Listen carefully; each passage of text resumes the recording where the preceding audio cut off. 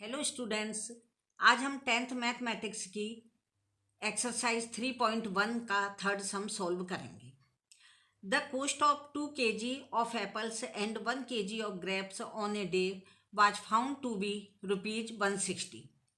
After a month the cost of 4 kg of apples and 2 kg of grapes is ₹300। Represent the situation algebraically and geometrically। इसमें हम Apple की कीमत मान लेंगे कि क्या है x और ग्रेप्स की कीमत कितनी है ₹y। इसे हम जब इंग्लिश मीडियम में लिखेंगे तो हम सबसे पहले क्या लिखेंगे, let the cost of apples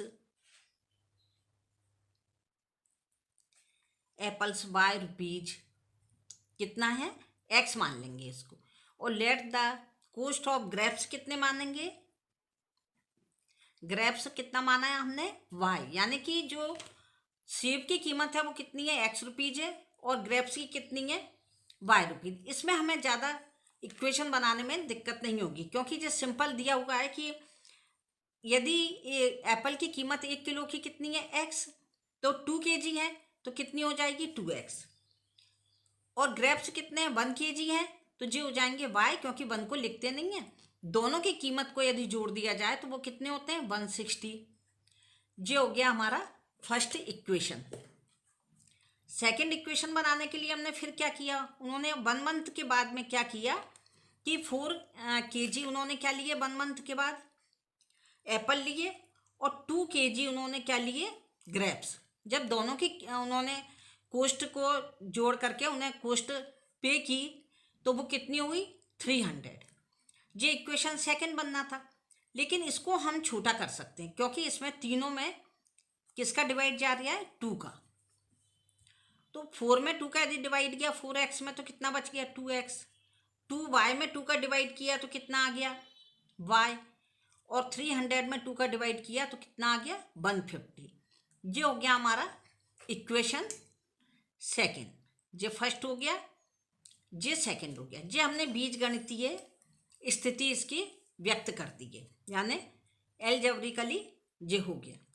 अब इसके बाद हम इसको ग्राफ में ड्रॉ करेंगे या शो करेंगे, जो भी है वो हम अब इसे ग्राफ में शो करते हैं। ग्राफ में शो करने के लिए हमें सबसे पहले इसकी एक टेबल बनानी पड़ेगी। हमने पिछले 2 सम में भी इसकी टेबल बनाई थी। ये टेबल में हम 2 भी वैल्यू रख सकते हैं, 3 भी रख सकते हैं, लेकिन 2 वैल्यू से काम यदि चल रहा है तो 2 ही वैल्यू रखें। फर्स्ट इक्वेशन क्या था हमारा 2x + y = 160। हमें x की वैल्यू रखने हैं तब हमें y की वैल्यू फाइंड होगी, मालूम होगी। अब इसमें हम यहाँ पर जितने नंबर होते हैं 100 का, यदि ये 2 डिजिट नंबर है तो हम 10 तक के मान रख सकते हैं, -के +के, या हम कितने 10 डिजिट में मान रख सकते हैं। लेकिन ये 100 के हैं तो हमें 3 डिजिट में मान रखने के बजाय हम क्या करेंगे 2 डिजिट में रख लेंगे। तो x की वैल्यू हम सबसे पहले क्या रखते हैं 50 रख लो। क्यों, क्योंकि ये 100 के आसपास हो जाएंगे। ये हो गए 100 और प्लस y = 160। तो y = कितना हो गया 160 माइनस 100, क्योंकि यहाँ प्लस है तो यहाँ माइनस आ जाएगा। ये कितने हो गए 60। हमने इसकी वैल्यू कितनी रखी, x की 50 रखी, तो हमें वैल्यू कितनी फाइंड हुई 60। अब हम इसको क्या करेंगे कि दूसरे इक्वेशन को लेंगे 2x + y = 150। पहले हम इसी की एक वैल्यू और निकाल लेते हैं। इसकी एक वैल्यू और क्या हो जाएगी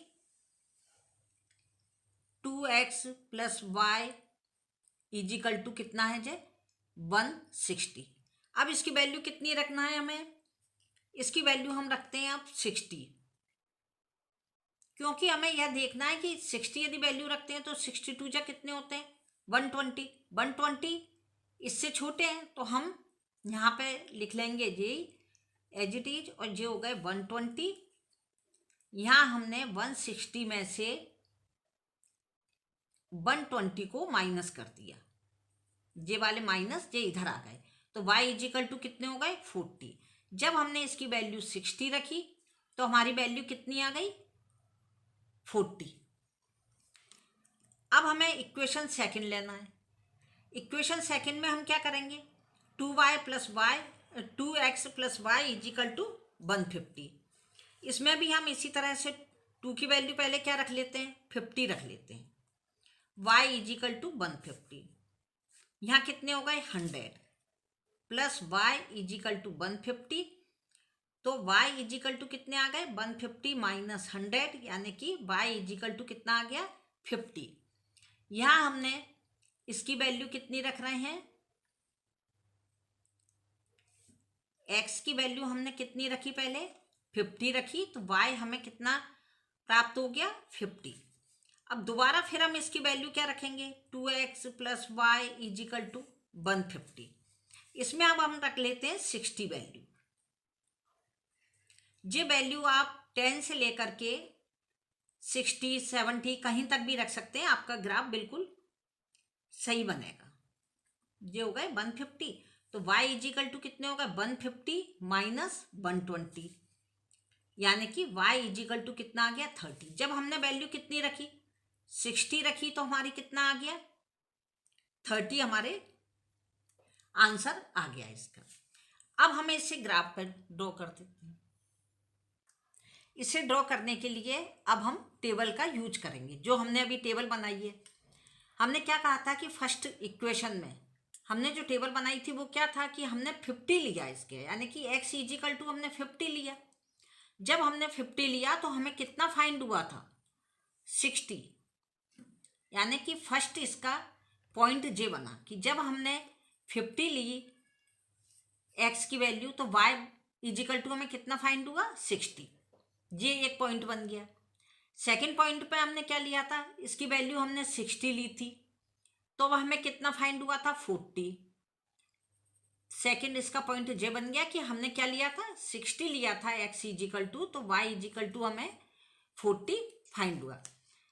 अब इसको हम लाइन खींच के बताएंगे आपको कि जे एक ही लाइन पर आ रहा है। यदि एक लाइन पे नहीं आती है सब बिंदु, तब अपना ग्राफ सही ड्रॉ नहीं हुआ है। जे हमारा आ गया पहला जो था वो बन गया। इसको हम यहाँ चाहें लिखना है हमें क्या है जे 2x plus y is equal to 160। जे किसको शो कर रहा है फर्स्ट इक्वेशन को। सेकंड इक्वेशन की टेबल हमारी क्या थी कि जब हमने x की वैल्यू 50 रखी, यानी कि x की वैल्यू हमने कितनी 50 रखी, तो हमें फाइंड भी कितना हुआ 50। जब हमने 50 रखी इसकी वैल्यू तो हमें फाइंड भी कितना हुआ 50, एक पॉइंट जे बन गया। सेकंड पॉइंट हमारा कौन सा बना कि हमने 60 रखी इसकी वैल्यू, तो हमें कितना फाइंड हुआ जे 30, यानी कि 60 रखी तो कितना फाइंड हुआ हमें 30। जे इसकी सेकंड बन गई। सेकंड को भी हम उसी तरह से दोनों पॉइंट से जॉइंट करेंगे। ये हमारा कौन सा इक्वेशन बन गया, सेकंड इक्वेशन हमारा था 2x plus y is equal to 150। एक बात आप ये ध्यान रखिए, ये दोनों पैरेलल हैं। कौन सी, फर्स्ट इक्वेशन और सेकंड इक्वेशन। जब आगे की वीडियोज में आपको आगे की एक्सरसाइज समझाएंगे तब भी आपको एक बात ये याद रखनी पड़ेगी कि ये पैरेलल हैं।